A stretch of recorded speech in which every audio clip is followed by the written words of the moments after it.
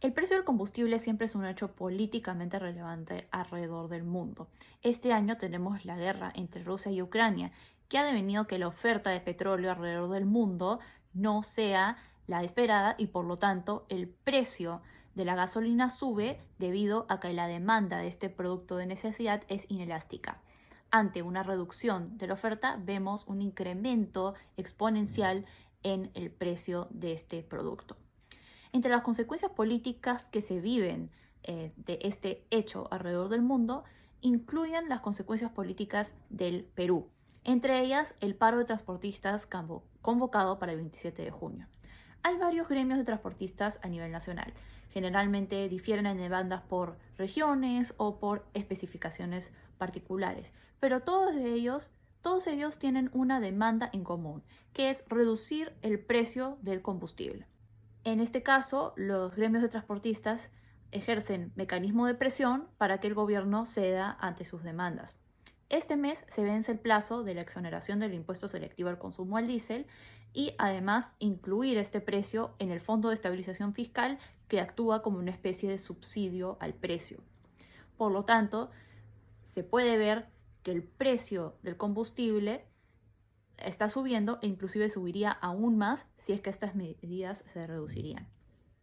Ahora, esta es la medida principal, reducir el precio del combustible, que el gobierno no ha logrado hacer por una serie de razones, algunas que se escapan de sus manos. Pero los gremios de transportistas no se quedan ahí. Tienen demandas particulares que varían entre diferentes grupos de presión. Algunos quieren que se les exonere las multas, siendo una demanda muy poca o razonable, o algunos quieren eliminar la competencia que ellos dicen ser desleal. Son tantos los grupos de gremios involucrados en este paro que para el gobierno es muy difícil negociar entre ellos. Y cuando se negocia con ellos, no se llega a una solución particular a largo plazo. Por lo tanto, si vemos un paro de transportistas a principio de año y ahora vemos un paro de transportistas nuevamente, lo más probable es que veamos un paro de transportistas en no mucho. ¿Por qué? Se convoca, generalmente este es el modus operandi del gobierno. Se convoca a una mesa de diálogo, se cede ante las demandas razonables o poco razonables de los gremios de transportistas y luego vuelve a suceder el hecho, por ejemplo, como el alza de precio de combustibles y se vuelve a generar mecanismos de presión. Es importante entender que estos gremios de transportistas podemos englobarlo dentro de un grupo llamado o que podemos categorizar como rentistas pragmáticos, ¿no? Pueden protestar tanto contra gobiernos de izquierda como contra gobiernos de derecha, como ha sido el caso, por ejemplo, ahora con los transportistas que protestan contra el gobierno de Pedro Castillo, que tiene una inclinación de izquierda, como por ejemplo en circunstancias internacionales.